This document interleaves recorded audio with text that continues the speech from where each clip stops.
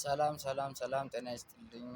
እንዴት ናችሁ? ሁሉ ሰላም ነው? አሰላሙ አለይኩም ወረህመቱላሂ ወበረካቱ።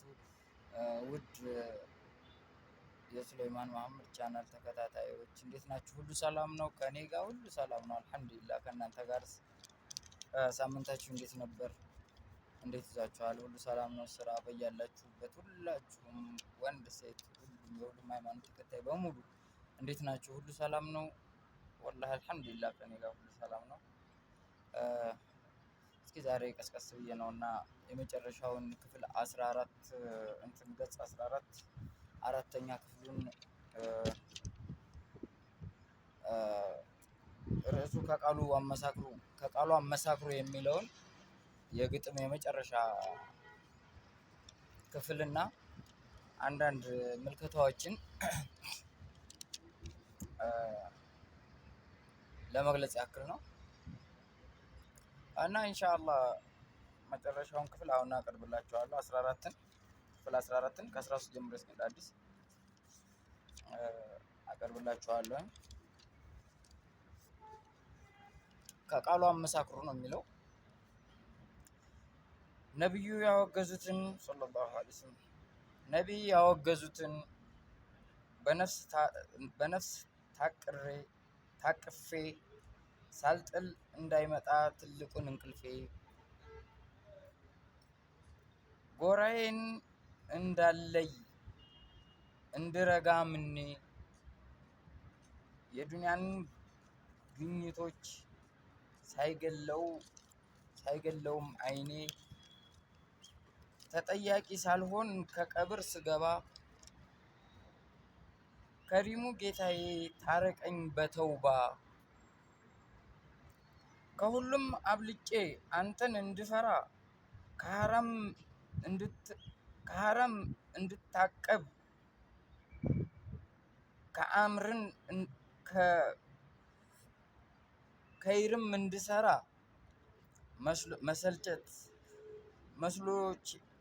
መሰሎችን ሁሉ ምራን ወደ ቅኑ ነብዩ ባዘዘው ቁርአኑ ስሜት ህዋሳታችን ተገዢ ይሁኑ። ቂያማ ተቃርባለች ደርሷልም ዘመኑ። ተፈራርቆ ታየ ውርጭና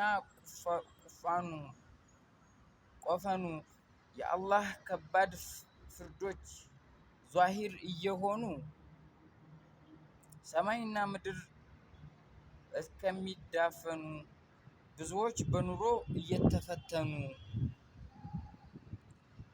ውሎና ዳራችን ባንተ ተወስኖ በሜዳ እየሮጥን መስጊድ ባዶ ሆኖ ድንገተኛ እልቂት እየተበሰረ የጀመርነው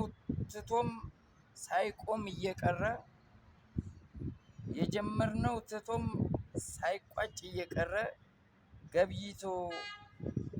ገብይቶ ሳያተርፍ ስንቱ እየከሰረ ማናየ የራሱን ቆሞ ያስቀበረ።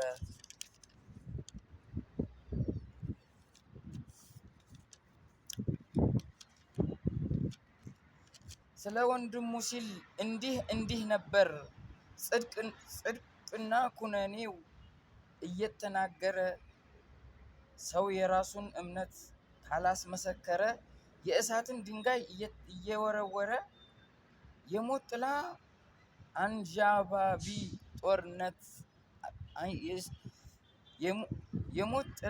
አንዣባቢ ጦርነት ከረረ። ከሃዲ በእብሪት እየተወጠረ ከምስኪን ላይ አንዱ እየሰነዘረ በዘረጋው መረብ እየተጠለፈ በስራው መሳሪያ እየተደገፈ ሞትንም ዘነጋ ድንበሩን አለፈ። የምስራቋ ፀሐይ በጉም ተሸፈነች ለሰው ልጅ ህልፈት መጀመሪያ ሆነች። ልዕል ኃያል ሳያዳማምጡ የሰላም አቅጣጫ ያሉትን ያመጡ ሞካከሩት እንጂ እየለዋወጡ ተደራዳሪዎች እያፈነገጡ አለፈ ዘመናት ከግጭት ሳይወጡ